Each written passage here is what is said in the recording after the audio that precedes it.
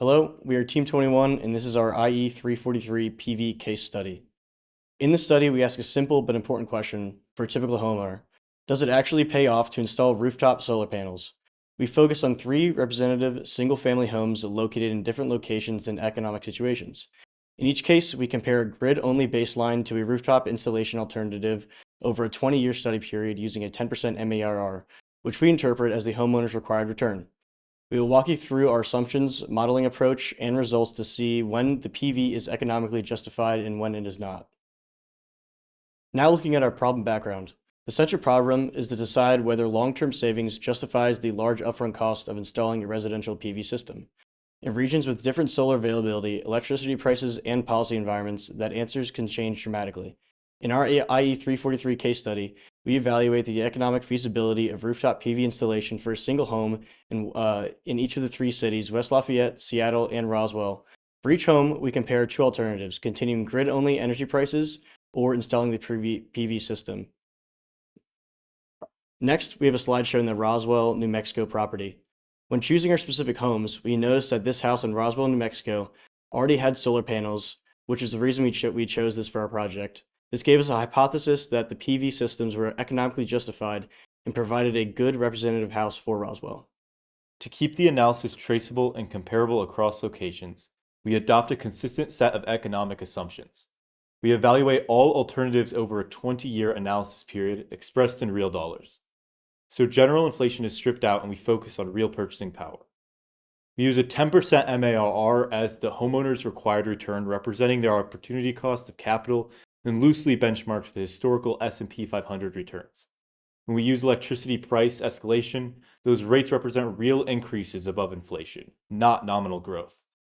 Installation costs for PV systems are sourced in the 2024 dollars from the Energy Sage, and then discounted back to 2004 using CPI indices from the US Bureau of Labor Statistics. These assumptions allow direct comparison across the three cities while maintaining a realistic economic viewpoint from the homeowner's perspective.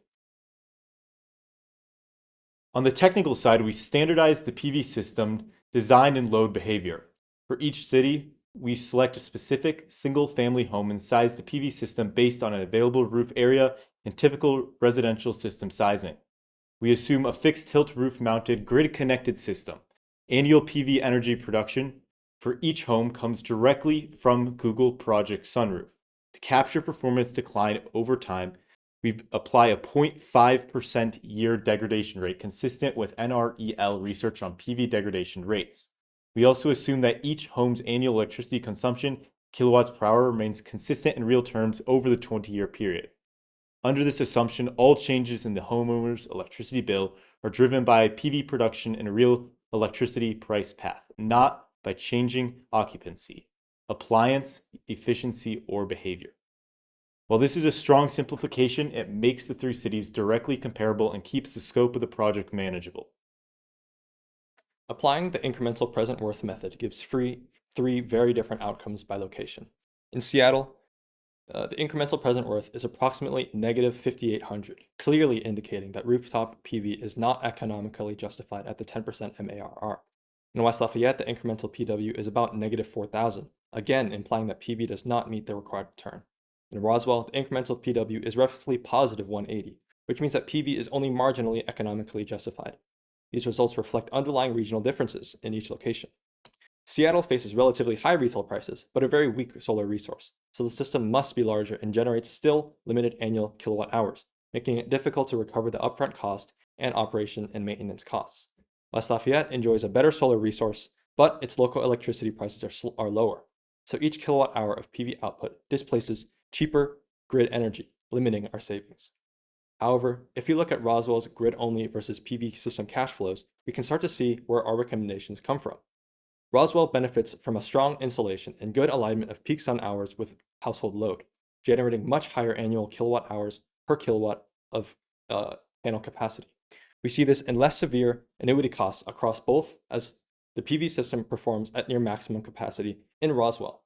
However, as we can see in Seattle's cash flow, Seattle's relatively high cost of living, as well as its relatively weak solar resource, shows a very steep annuity relative to New Mexico as its PV system underperforms.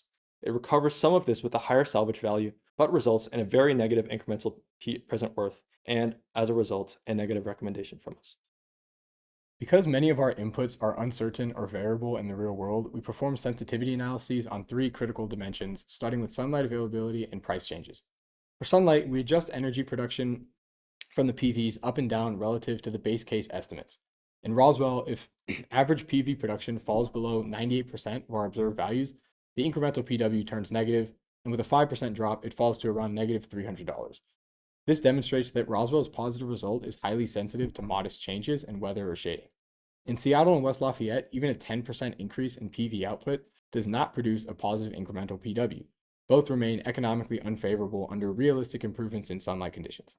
For price changes, we look at simultaneous shifts in installation costs, O&M costs, and electricity prices. As new technology progresses, innovation causes sudden price changes and often lowers barriers to entry for many new consumers.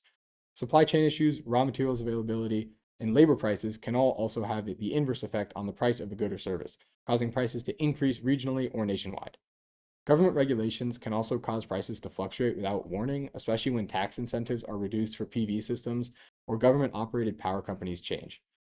In Roswell, a 5% increase in these prices is enough to reverse the decision and render PV unattractive. In Seattle, we need approximately a 50% reduction in PV-related prices for the incremental PW to become meaningfully positive. In West Lafayette, the threshold is around 40% reduction in PV prices to flip the recommendation. These findings show that Roswell's installation recommendation is extremely fragile, while Seattle and West Lafayette require very optimistic price scenarios to justify PV at a 10% MARR. We also examine the impact of home value increases from PV installation, since many homeowners care about property value as well as utility bills. We consider a scenario where the homeowner sells the house right at the end of our 20-year period and captures the market premium associated with having rooftop solar.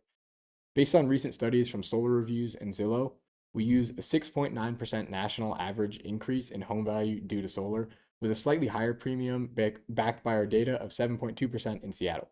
In Roswell, applying a 6.9% increase to a home worth roughly $190,000 raises the incremental PW from about $180 to $1,400, strengthening the installation case. In Seattle, where home prices and the percentage premium are higher, the incremental PW increases to approximately $7,600, which fully reverses the base case recommendation and supports installation. In West Lafayette, adding a 6.9% property value increase raises the incremental PW to roughly $3,600, again flipping the recommendation in favor of PV. These property value effects demonstrate that the economic decision can change significantly when we broaden the benefit stream beyond bill savings to include housing market outcomes, particularly in higher priced markets.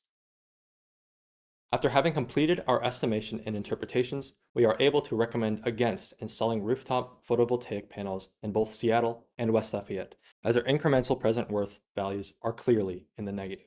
In Roswell, we recommend installing rooftop PV, but we describe this as a cautious and a marginal recommendation, since the incremental PW we found is only about $180 and can easily turn negative with small decreases in sunlight or modest increases in cost, as we outlined in our sensitivity analysis.